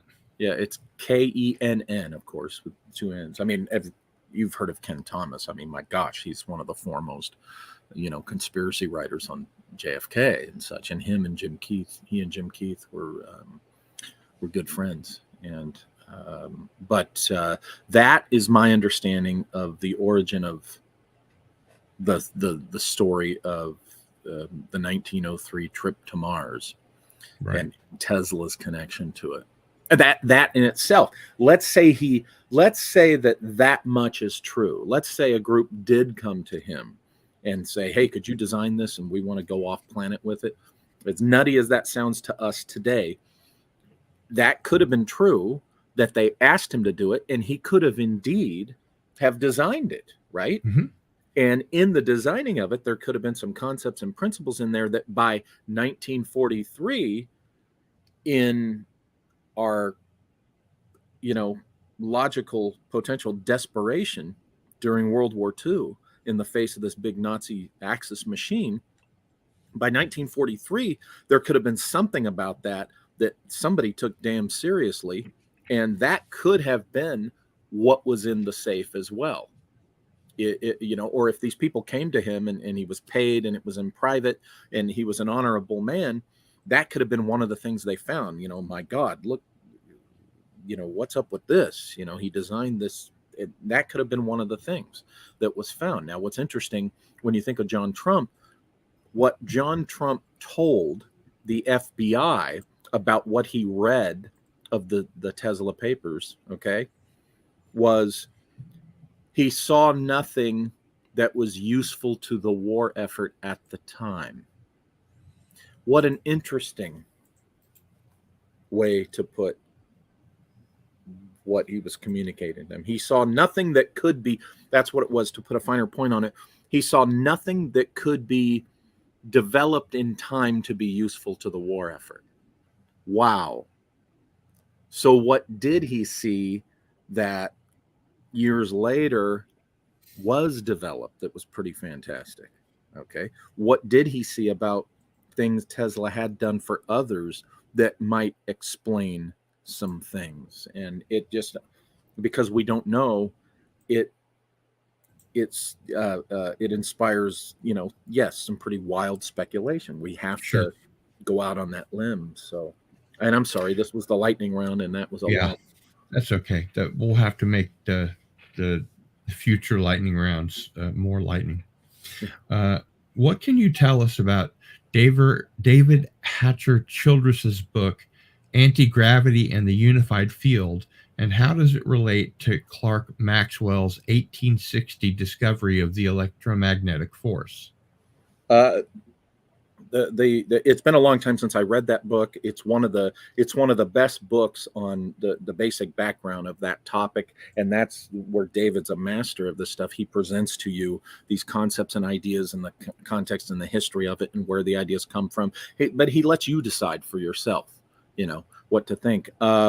So that book also is, I think, an essential book in understanding the whole Tesla milieu and the whole milieu of, maybe what the Nazis were doing with the bell and stuff. So it's a very good background volume to have in your library if you're interested in these things. Maxwell was one component away from the unified field theory, gravity. Childress wrote about anti-gravity and that these forces could be, quote, warped into fields around aircraft and spacecraft and other vehicles, close quote. Yeah. What was he referring to, and what does it have to do with latitude 33? Well, actually, in Origin, I talk about a guy named Oliver Heaviside, which he's the one that really developed the concept of putting a force field around an object in space. We, of course, jump to the, you could use, this could possibly create a bubble of that would be conducive to life support in, say, the alleged 1903 airship that Tesla, was rumored to have designed for this secret group. And that's what I propose in Origin. But Oliver Heaviside, I'd have to look it up, but I think he was a contemporary of Maxwell, correct? So yeah, you got it. Yeah, I think to augment what we know about Maxwell and that idea, you got to look at Heaviside as well, and that's the extent, of that's the context of my knowledge of that. Fair enough. And so I mentioned this a little bit earlier. And you said that some really creepy things emerge relative to disappearances in national parks like Yosemite, as in the missing 411 work of David Pilates. Yes. Can you explain the correlation between the emergence of Hecate and telluric currents? And how they relate? Yeah, real quickly. Pilates himself, David Pilates, has stated that the one park, the one place with the most strange things and the most disappearances is Yosemite. Now, Yosemite National Park happens to be right there on that eastern edge of Tuolumne County, where the Sonora Aero Club was active, okay, where they were allegedly doing flying machines and such. Sechery did an analysis of the terrain, a geomorphological analysis of the terrain of Yosemite and such, and there is a correlation between the cases that Pilates talks about and intersections of the telluric currents, according to Sechery. So the cluster zones are related? Cluster zones. Oh, yeah. The cluster zones that Pilates talks about are virtually identical to the North American map of telluric current intersections that Sechery made for me years before I ever even heard of David Pilates, before I even published Empire of the Wheel. I mean, it's astonishingly nearly identical to it. And so now Hecate's association to the intersection of the telluric currents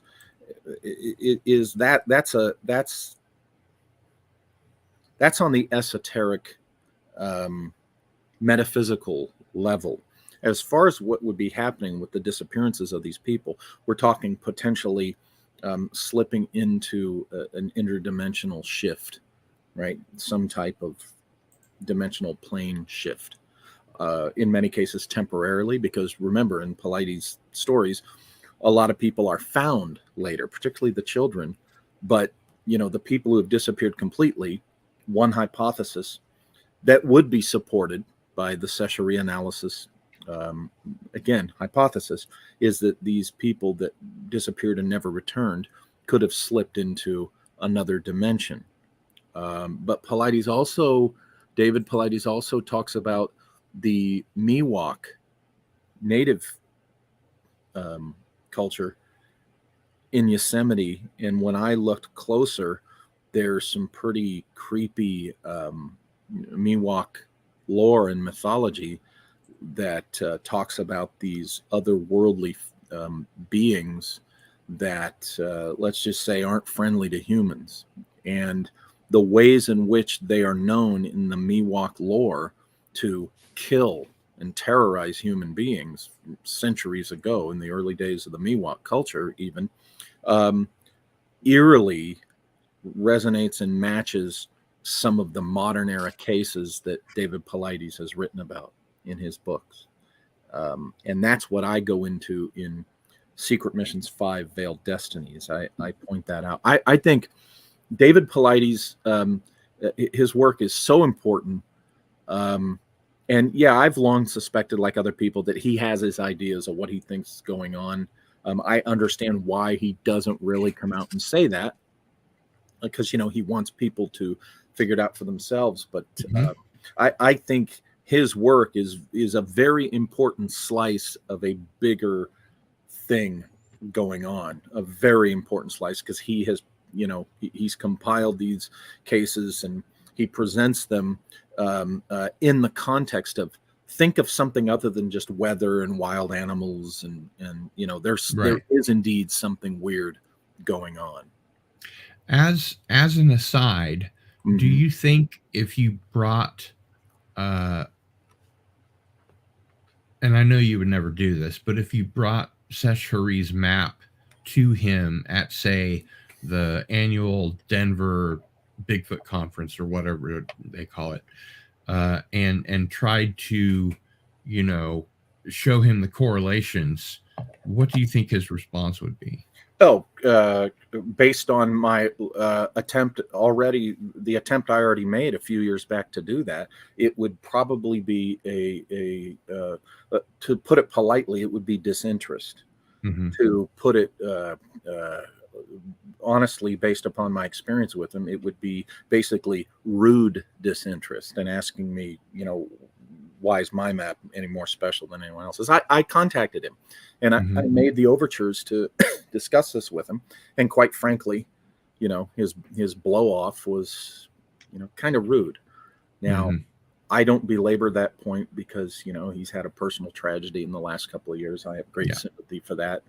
And I think that might be softening his edges a little bit, but he was, quite frankly, and I would tell him this if he were here, I'd say he was kind of a dick, and he's known to be possessive and defensive when anyone else enters his bailiwick. Well, I got news for him. He needs to get a grasp, and he should know this, having been a police detective. None of us researchers own. What we own are our own hypotheses. What we own is the fruit of our labor. What I own is the actual text of the books I've written, and those are my reports and my hypotheses. But the mystery itself, none of us own this.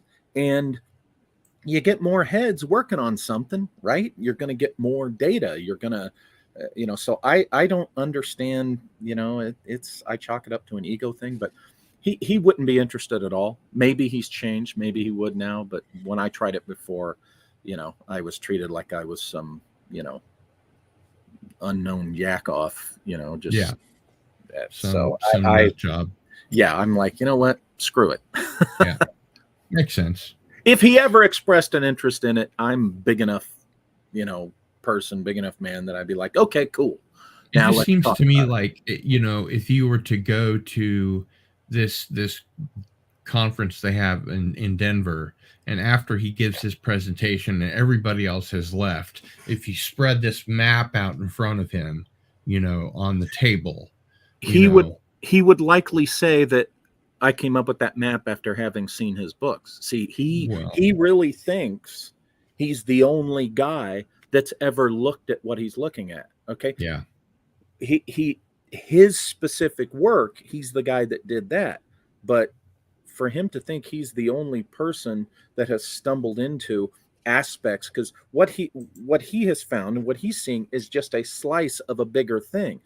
John Keel has looked in, years before Paulides ever thought about this stuff. John Keel was looking at another slice of the same thing that Paulides is finding. Okay.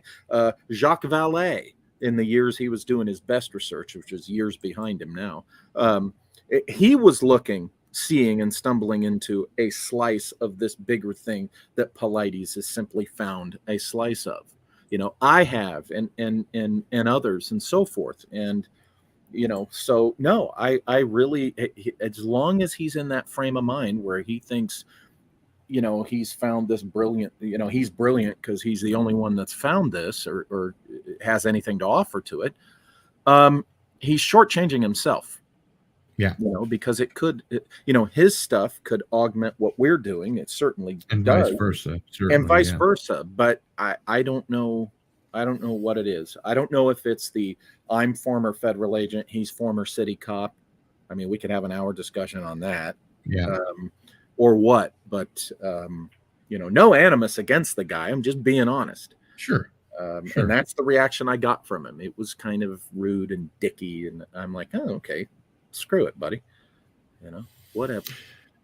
Next question. Why did you revisit Secret Missions to fill in the gaps between the somewhat disparate books between Secret Missions 1 and 4 with Veiled Destinies? Because I had further data, that further research after I finished some of the works to present, particularly on Juan Cabrillo, that I had been wanting to present, but I didn't want to just add that to the existing book, because there were other things on the other books to present, but also for that very practical reason, because I wanted to provide the historical context and fill in the gaps, and more specifically provide a chronological perspective to the readers of the series up to this book. So it was a good point in the series to do that. And so that's really why, the practical, and I ended up with a book that I think you could probably just as easily read number 5 first and then go back and read 1 through 4. As far as it's your personal choice. It's the reader's personal choice. Certainly if you've read the other 4, you'll get the references in this, but there's new stuff in Secret Missions 5. Secret Missions 5 is not just a rehash of the first 4 books by any means. There's a lot of new data and new stuff in there. It's relative to the others that provides that chronological fill-in context, but there's a lot of new stuff in there too. Let's talk a little bit about the mystery men mentioned by W. Michael Mott in the book The Deep Dwellers. Okay. Because this is something that you've brought up previously. When you say mystery men, it sounds like something I refer to as. That's what W. Michael Mott called them. Okay, that's what he calls them. When you've heard me talk about them, how do I refer? Are you talking about the Men in Black? Yeah. Oh, okay, the actual Men in Black. Yeah. Just like thanks to Steven Spielberg, we're kind of cursed with this. All aliens are happy little warm-hearted beings who just love us, and there's no threat from space. Thanks to those comedy movies. Steven Spielberg said that? Close Encounters and E.T. Yeah, those are pretty big. E.T. I can see. Yeah, Close Encounters was more. But what did they end up being? They ended up being, and I'm not blaming him directly. That was his. What I'm saying is that was the reaction of the ufology community. Was these are people that have, and that's a whole other discussion. But these are people that have spent decades. They were influenced by those films, and as popular things go, that's how people's philosophy goes. Anyway, that was a side comment. It was leading up to say.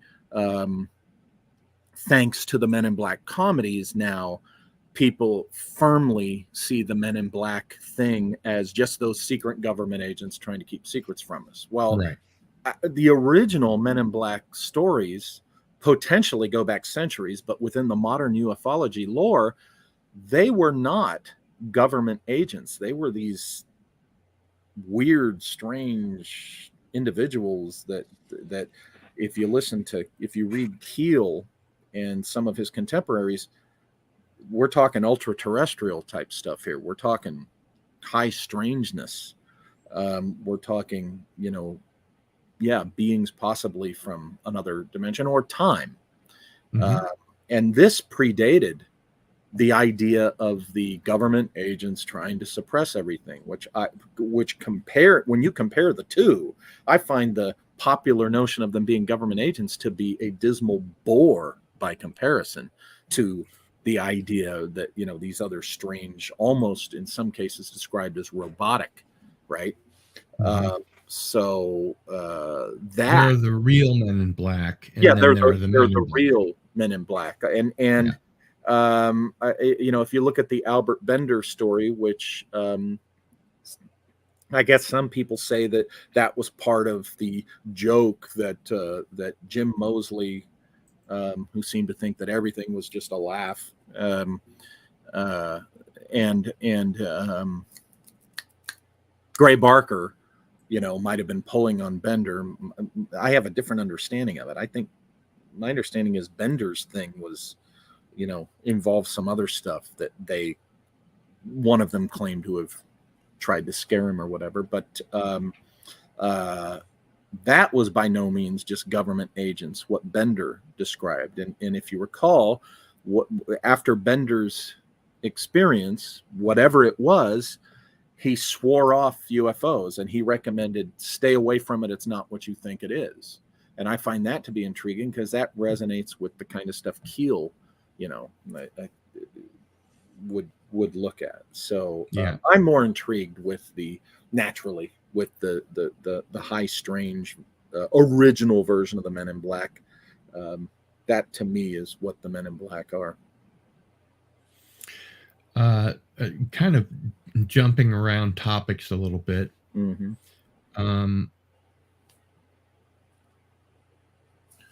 Joan of Arc claimed to be in touch with 3 saints. Mm-hmm. Why and how is that important to your research? Oh, well, 3, of course, is the prime number of Hecate. She's the triple aspect goddess. She stands at the triple crossroad. Okay, so you have 3 saints who communicated to Joan of Arc. The main one whom she took instructions from being Saint Catherine of Alexandria, or Saint Catherine of the Wheel, who is Hecate. Even the Catholic Church admitted decades ago that there was no Saint Catherine of Alexandria. She didn't exist. What's the word that you use to describe syncretic. that? She's syncretic. The Syncretic. church the church did this thing, has had this practice, and they started it centuries ago, when an ancient tradition is just so deeply embedded and they know they're not going to be able to erase it completely. Yeah. Mm-hmm. Well, they usurp it because they're like, okay, we'll just change the name and fashion a bullshit bio and call her Saint Catherine of Alexandria. So they took Hypatia of Alexandria, who was a historical figure. They took part of her bio, they added some BS on top of it, and they called her Saint Catherine of Alexandria. And her symbol is the same exact symbol as Hecate, the wheel. Wink, wink, nudge, nudge. And this is exactly who Saint and there's monasteries and churches named after Saint Catherine of Alexandria, and she wasn't real. She never existed. But in the time of Joan of Arc, she presented herself as Saint Catherine of Alexandria. At least that's how Joan of Arc saw her. And she's the one who told Joan to do what Joan did, which made her famous throughout history, starting with you'll find buried behind the altar of the Church of Saint Catherine of Alexandria at Firebois in France. You'll find a sword. Dig up this sword and carry that sword with you into battle, and you'll be invincible. And she was. When Joan was captured, finally, she was not carrying that sword. That sword disappeared. But she was taking her instructions from Hecate. Do you believe that the church now has possession of that sword? No. I think Joan made sure of that. Or is this more in the wheelhouse of the Knights Templar? Yes.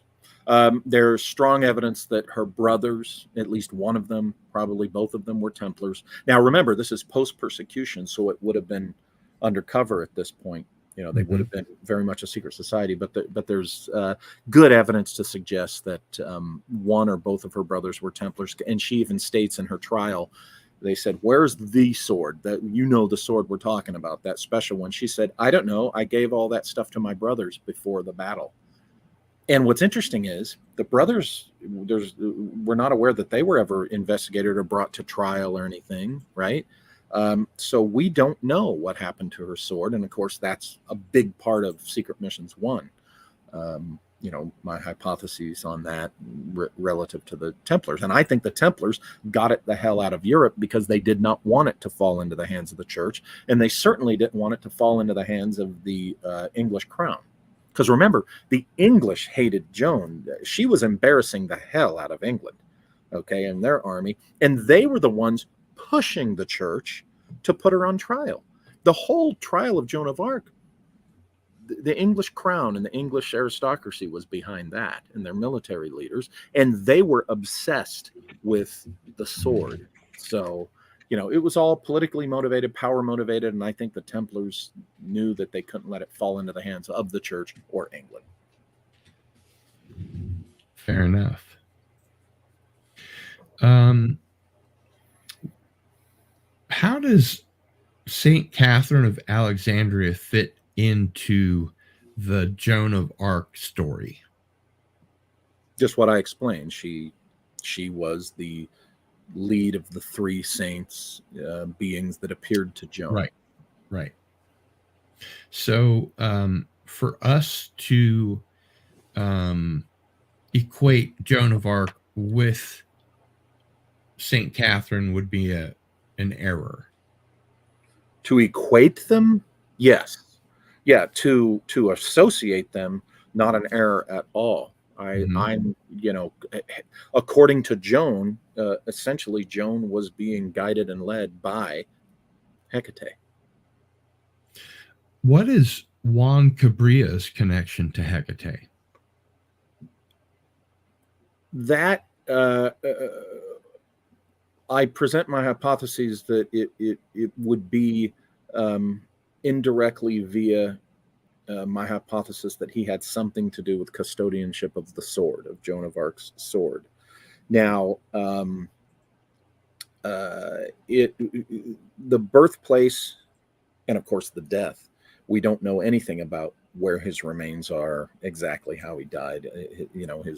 His death is a mystery. His birth is a mystery, too. He emerged as a 19 or 20-year-old adult in the early 16th century. I propose in the book that he was the Brazilian-born son of the Portuguese explorer Pedro Cabral.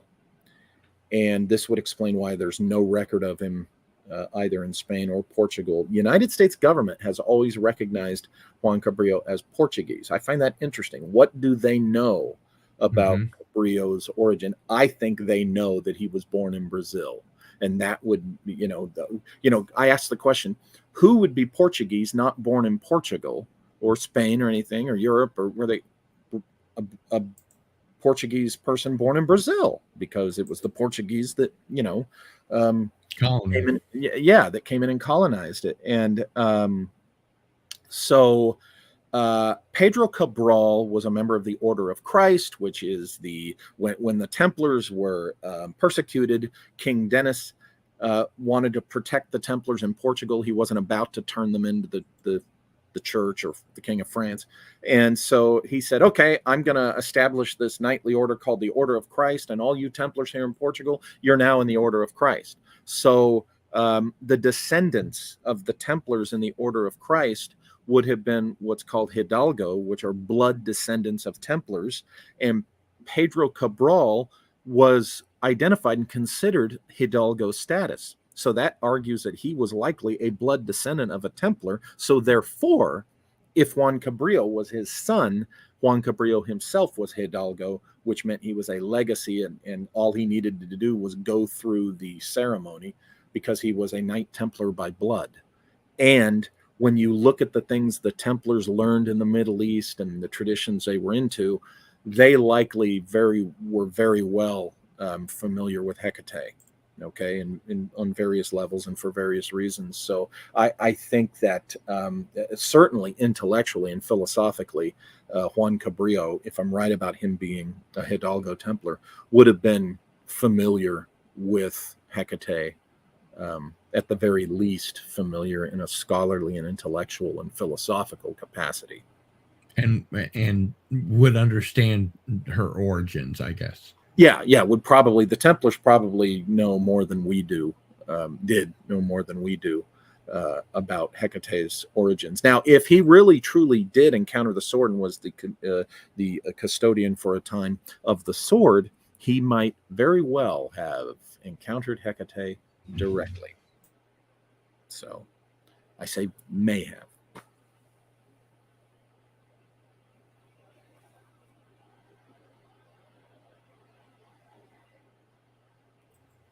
Sorry, just typing my mods there. And just as kind of a final off the cuff question, what do you think is going on in Antarctica? There seems to have been a lot of scuttlebutt about it recently. I think what's likely been found are ruins of a civilization that, you know, for lack of a better way of putting it, falls into that category of forgotten or lost, so to speak. I think that's what they found. I'm open to the possibility that specifically what they found are remnants and relics of a civilization far more advanced than our linear concept, our linear tradition of history allows for. And that might be why there's such a lid put on it. It could be the answer to all the lore about Atlantis, to all the lore about whatever Lemuria actually was. I'm a great believer in nugget of truth. And I think that's what's going on in Antarctica, is that's what they found. And it's like, oh, shoot, this totally throws our linear concept of history that we teach in school and want everybody to adhere to. What we found will not support that. Other than that, it's a bunch of exaggerated bullshit that, like, you know. But to speak to what you were talking about, it would be like a pre-ice age Teotihuacan.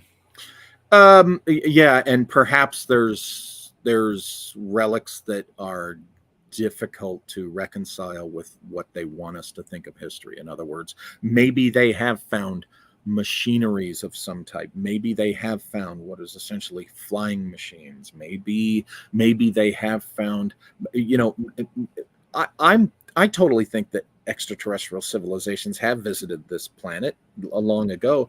Maybe they found a relic of that. I am intrigued. Don't know how accurate it is. I've heard it like everybody else, but I am intrigued with what the hell Buzz Aldrin meant when he said something of great evil. He said the E word, according to the accounts.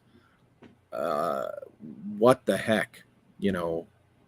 And we'll probably never know what he actually meant, because if he was being serious, that, you know, whatever lid's been put on that, you know, has been put on it. But yeah, I think that's likely, you know, what they've found under the ice cap down there.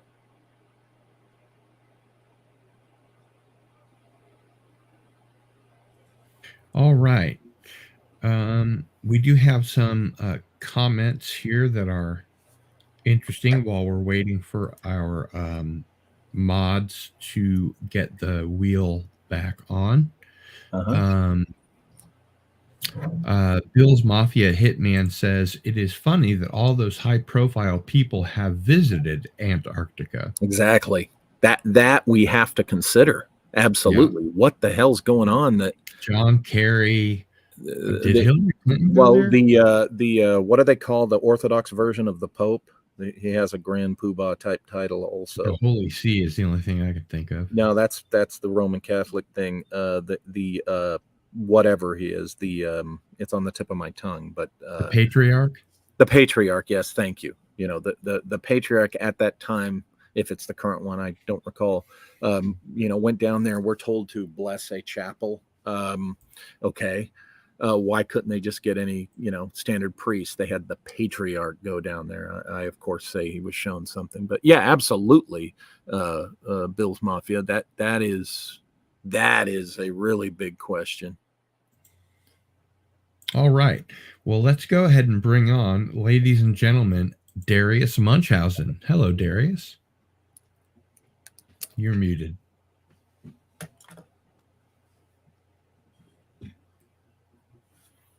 And now you're not. Hello, Darius. Oh, Darius. Come in, Darius. Darius Munchausen.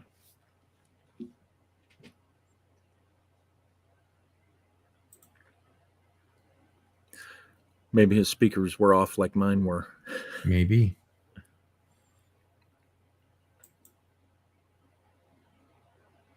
And anti-derivative Jill is letting him know that she updated the wheel again. Maybe that's what's going on. The wheel. The wheel. Bill's Mafia Hitman does say, hard to imagine why as cold and frigid and barren as Antarctica is, they would just vacation there. Yeah. Yeah, definitely, it was with a purpose. Yeah, there's something there. There's Obviously. definitely something. Can you hear me? There. Yeah, oh, there we go. Okay, yeah. For some reason, StreamYard switched my input audio to a totally different device that I never use. Sorry, I may be responsible for that. I'm using a different browser. Not you. So, but no, it's not that. I have the wheel ready, man. Oh no, I'm okay. I'm just hot, very very hot. I don't have AC, so I have multiple fans pointed at me. Yeah. All right. Well, let's put the wheel in motion here, and this is the updated wheel. Yes. So whenever you're ready, go ahead and spin that wheel, and we'll find out who the winner of our weekly giveaway is. Are you ready? Ready.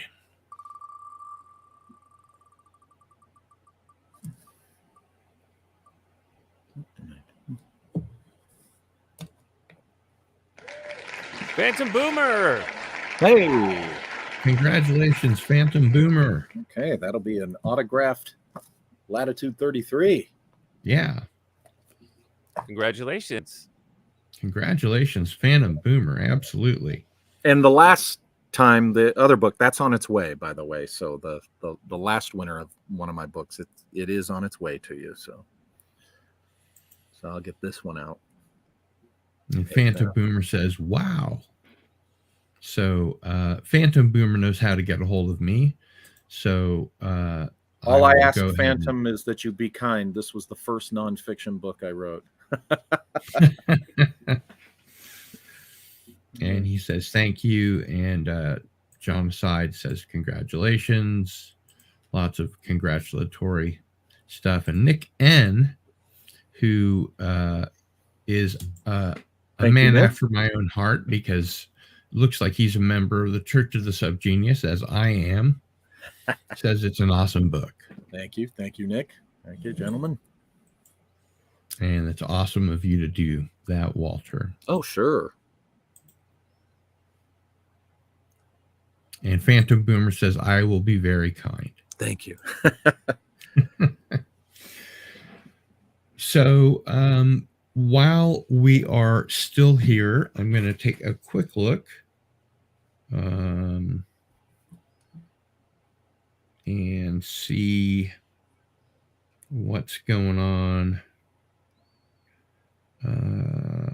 Albert Rosales will be our guest next week. Okay. And people are really interested in his humanoid encounter cases. And as you are, Walter, a fan favorite, so is Albert. He's not only a good friend of the channel, but he is working with us on our book. Indeed. And as a matter of fact, I have some things to send you. So I will do that. Excellent. And I think that's about all we have time for today. So thanks to everybody that participated. Thanks to Darius and everybody in the chat, all my mods. Really appreciate the help. And with that, it's Cardinal Sin